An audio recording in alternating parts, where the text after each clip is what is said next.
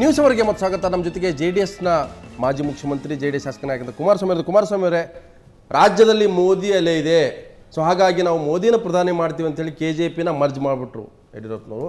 ಇವತ್ತು ಶ್ರೀರಾಮುಲು BSR ಕಾಂಗ್ರೆಸ್ ಕಾರ್ಯಕಾರಿಣಿ ತೀರ್ಮಾನ ಕೈಗೊಂಡಿದೆ, ನಾವು ಮೋದಿ ಪ್ರಧಾನಿ ಮಾಡೋಕ್ಕೆ ಹೊರಟಿದ್ದೀವಿ ಅಂತೇಳಿ ಅವರು ಕೂಡ BJP ಹೋಗ್ತಾ ಇದ್ದಾರೆ. ಸೊ ಹಾಗಾದರೆ ಮೋದಿ ಅಲೆಯಲ್ಲಿ JDS ಭವಿಷ್ಯ ಏನು ಅಂತ?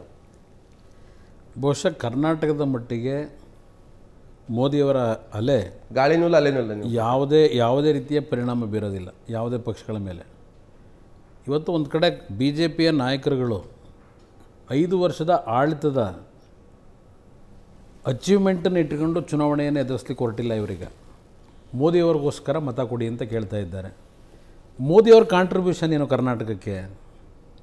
ಇಲ್ಲ ಕರ್ನಾಟಕಕ್ಕೆ ಅಂದ್ರೆ ಮುಂದೆ ಏನು ಮಾಡ್ತೀವಿ ಅಂತಕ್ಕಂಥದ್ದು ಮೋದಿಯವರು ಹೇಳಿದ್ದಾರೆ. ಈಗ ಮೋದಿಯವರ ಬಗ್ಗೆ ಹುಟ್ಕೊಂಡಿರೋ ಒಂದು ನಿರೀಕ್ಷೆ ಏನು ಅಂತಂದರೆ, ನಾವು ಇಷ್ಟು ದಿನ ಮಾತಾಡದ ಒಬ್ಬ ಪ್ರಧಾನಮಂತ್ರಿಯನ್ನು ಕಂಡಿದ್ದೀವಿ, ಇಂಡೆಸಿಸಿವ್ ಪ್ರಧಾನಮಂತ್ರಿಯನ್ನು ಕಂಡಿದ್ದೀವಿ.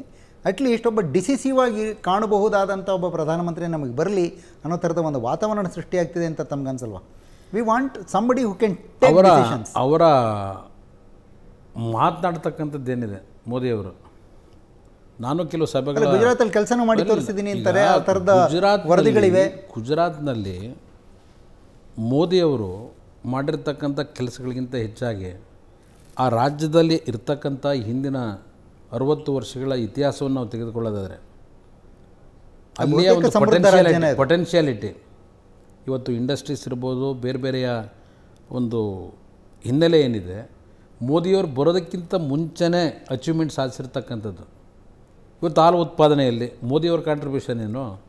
ಕುರಿಯನ್ ಅವರು ಇವತ್ತು ಅವ್ರು ಕೊಟ್ಟಿರ್ತಕ್ಕಂಥ ಕಾಂಟ್ರಿಬ್ಯೂಷನ್ನಲ್ಲಿ ಇವತ್ತು ನಿಮ್ಮ ಪೆಟ್ರೋಲಿಯಂ ಪ್ರಾಡಕ್ಟ್ ಇರ್ಬೋದು, ಇವತ್ತು ಹಲವಾರು ಎಂಟರ್ಪ್ರಿನರ್ಸು, ಇಂಡಸ್ಟ್ರಿಗಳು ಮೋದಿಯವರು ರಾಜಕಾರಣಕ್ಕೆ ಬರೋದಕ್ಕಿಂತ ಮುಂಚೆನೇ ದೊಡ್ಡ ಮಟ್ಟದಲ್ಲಿ ಬೆಳೆದಿರ್ತಕ್ಕಂಥ. ಅಲ್ಲ, ನಾವು ಒಬ್ಬ ರಾಜಕೀಯ ವಿರೋಧಿಯಾಗಿದ್ದುಕೊಂಡು ಹೀಗೆ ಮಾತಾಡೋದನ್ನ ನಾನು ಎಕ್ಸೆಪ್ಟ್ ಇಟ್.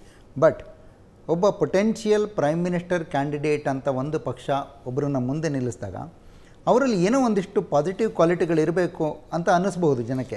ತಮಗೆ ಯಾವುದು ಕಾಣೋದಿಲ್ವ ಅದು? ಇಲ್ಲ, ಈಗ ಹಲವಾರು ವ್ಯಕ್ತಿಗಳಿಗೆ ರಾಜಕಾರಣದಲ್ಲಿ ದೇವೇಗೌಡರ ಬಗ್ಗೆ ಒಂದಿಷ್ಟು ಪಾಸಿಟಿವ್ ಕ್ವಾಲಿಟೀಸು ಇರ್ತದೆ, ನೆಗೆಟಿವ್ ಕ್ವಾಲಿಟೀಸು ಅಷ್ಟೇ ಇರ್ತದೆ. ಇದರಲ್ಲಿ ಕೆಲವರಿಗೆ ಪಾಸಿಟಿವ್ ಕ್ವಾಲಿಟೀಸ್ ಹೆಚ್ಚಿನ ರೀತಿಯಲ್ಲಿ ಕಾಣ್ಬೋದು, ಕೆಲವ್ರ ಬಗ್ಗೆ ನೆಗೆಟಿವ್ ಕ್ವಾಲಿಟೀಸ್ ಹೆಚ್ಚಿನ ರೀತಿಯಲ್ಲಿ ಕಾಣ್ಬೋದು.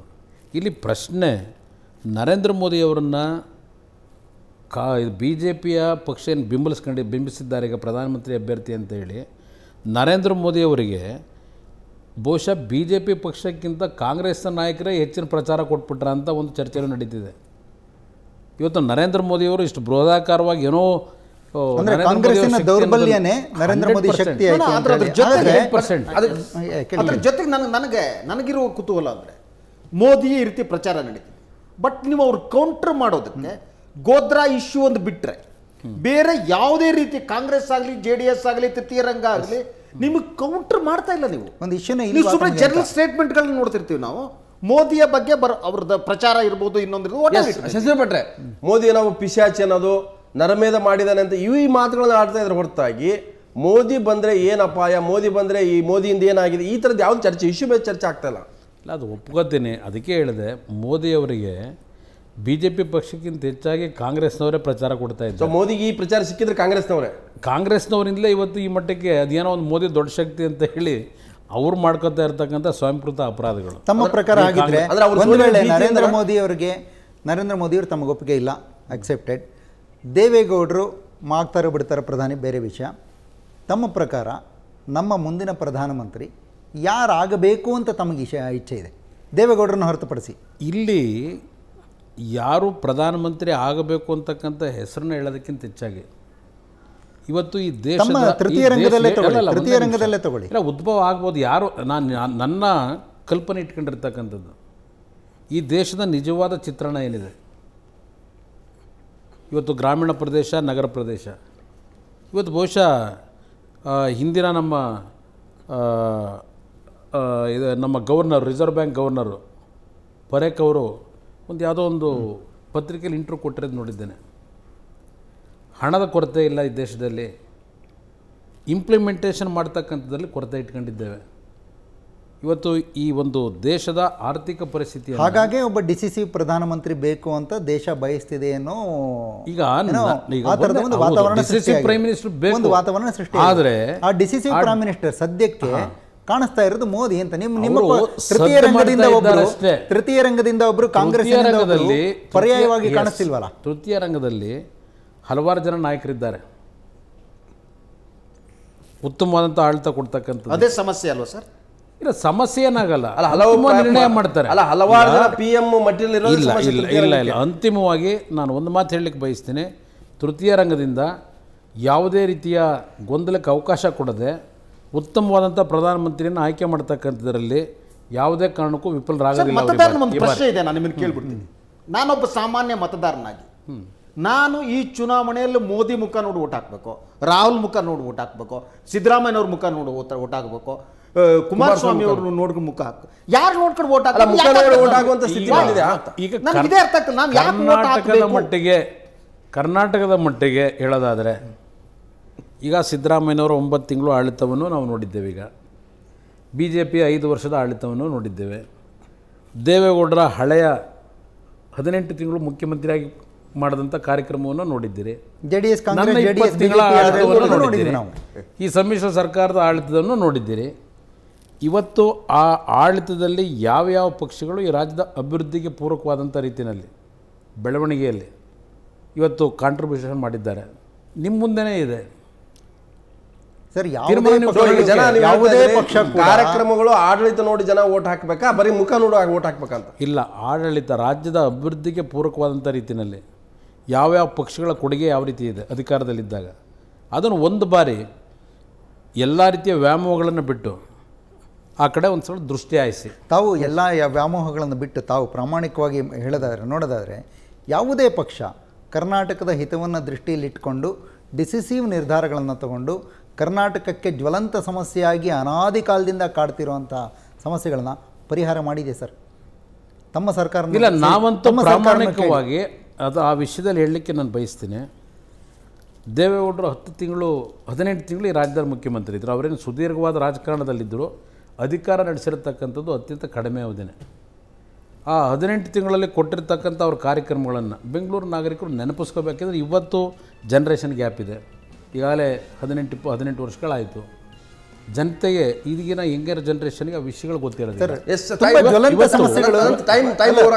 ಕೊನೆಯದಾಗಿ ಹೇಳ್ಬಿಡ್ತೀನಿ, ಜ್ವಲಂತ ಸಮಸ್ಯೆಗಳು ನಮ್ಮ ವಿದ್ಯುತ್ ಅಭಾವ ಅನಾದಿ ಕಾಲದಿಂದನೂ ನೀಗಿಲ್ಲ, ಗಡಿ ಸಮಸ್ಯೆ ಪರಿಹಾರ ಆಗಿಲ್ಲ, ಅಂತಾರಾಜ್ಯ ಜಲ ವಿವಾದಗಳು ಪರಿಹಾರ ಆಗಿಲ್ಲ.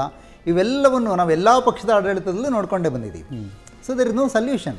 ಹಾಗಾಗಿ ನಮಗೆ ಪರ್ಯಾಯ ಕಾಣಿಸ್ತಿಲ್ಲ ಅಂತ ತೃತೀಯ ರಂಗ ಕೂಡ ಪರ್ಯಾಯವಾಗಿ ಕಾಣಿಸ್ತಾ ಇಲ್ಲ. 100% ಸೊಲ್ಯೂಷನ್ ಇದೆ, ಆದರೆ ಯಾರು ತಂದಿಲ್ಲ ಅಂತ. ಇಲ್ಲ 100% ಸೊಲ್ಯೂಷನ್ ಇದೆ. ಒಂದು ಕಡೆ ಈ ಒಂದು ನಮ್ಮ ಭಾರತದ ಒಕ್ಕೂಟದ ವ್ಯವಸ್ಥೆಯಲ್ಲಿ ಆ ಒಂದು ಪರಿಮಿತಿಯಲ್ಲಿ ನಾವೇನು ಕೆಲಸ ನಿರ್ವಹಿಸಬೇಕಾಗಿದೆ. ಕಾನೂನಿನ ಒಂದು ರಕ್ಷಣೆಯಲ್ಲೇ ಕೆಲಸವನ್ನು ನಿರ್ವಹಿಸಬೇಕಾಗ್ತದೆ. ಅದರ ಜೊತೆಗೆ ಇವತ್ತು ಈ ರಾಜ್ಯಕ್ಕೆ ಯಾರೋ ಒಂದು ದೃಢವಾದಂಥ ನಿಲುವನ್ನು ತೆಗೆದುಕೊಳ್ತಾರೆ ಎದೆಗಾರಿಕೆಯಿಂದ, ಅಂಥ ಒಂದು ಸರ್ಕಾರ ಇವತ್ತು ಈ ರಾಜ್ಯಕ್ಕೆ ಅವಶ್ಯಕ. ಒಂದು ಆದ್ಯತೆಯನ್ನು ತಾವು ಹೇಳಿದರೆ, ಒಂದು ವೇಳೆ ತಮ್ಮ ಸರ್ಕಾರ ಅಧಿಕಾರಕ್ಕೆ ಬಂತು ಅಂತ ಇಟ್ಕೊಳ್ಳಿ ಕೇಂದ್ರದಲ್ಲಿ, this is going to be my first priority for the state ಅಂತ ಹೇಳ್ಬೋದಾಗಿರೋದು ಯಾವ ತಾವು? ಇವತ್ತು ನೀರಾವರಿಯ ವಿಷಯದಲ್ಲಿ ನಮ್ಮ ಕಾರ್ಯಕ್ರಮಗಳು, ದೇವೇಗೌಡರು ಪ್ರಧಾನಮಂತ್ರಿ ಇದ್ದಾಗ 10 ತಿಂಗಳಲ್ಲಿ ರೈಲ್ವೆ ಯೋಜನೆಗಳಿಗೆ ಹಲವಾರು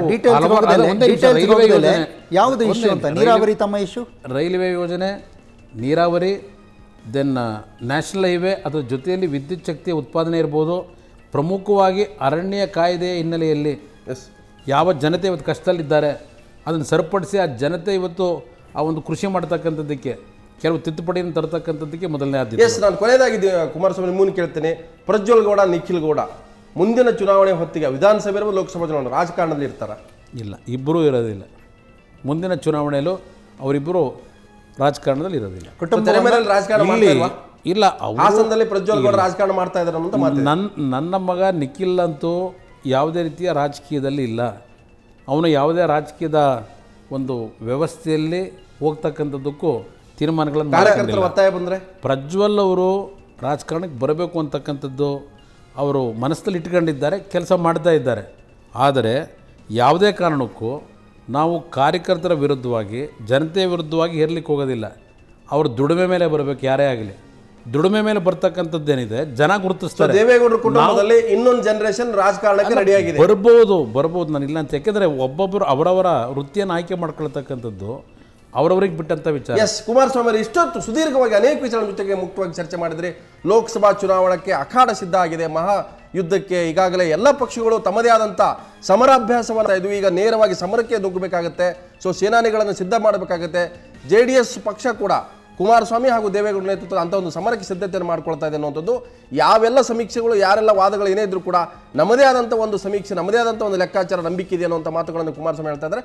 ಹಾಗಾದರೆ ಈ ಮಹಾಯುದ್ಧದಲ್ಲಿ ಕರ್ನಾಟಕದ ಮಟ್ಟಿಗೆ JDS ಏನು ಮಾಡುತ್ತೆ ಅನ್ನುವಂಥದ್ದು ಎಲ್ಲರ ನಿರೀಕ್ಷೆ ಇದೆ. ಹಾಗೆ ಕಾಂಗ್ರೆಸ್, BJP, JDS ಈ ಮೂರು ಪಕ್ಷಗಳ ಲೆಕ್ಕಾಚಾರಗಳು ಏನಿರ್ಬೋದು ಅಂತಿಮವಾಗಿ 2014ರ ಚುನಾವಣೆಯಲ್ಲಿ ಅದು ಸಾಬೀತಾಗುತ್ತೆ.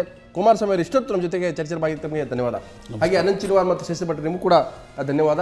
ಸೊ ಇದು 2014ರ ಮಹಾಯುದ್ಧದ ಮೊದಲ ಒಂದು ಕಂತು. ಇದು ಕುಮಾರಸ್ವಾಮಿ ಜೊತೆ ನಡೆದಂತು. ನಾಳೆ ಬೇರೆ ಬೇರೆ ನಾಯಕರ ಜೊತೆ ಈ ಒಂದು ಮಹಾಯುದ್ಧ ಮುಂದುವರೆಯುತ್ತೆ. ಇದು ಇವತ್ತಿನ ನ್ಯೂಸ್ ಅವರ್. ನೇರದಿಟ್ಟ ಜನತೆ ನೋಡ್ತಾರೆ ಸುವರ್ಣ ನ್ಯೂಸ್.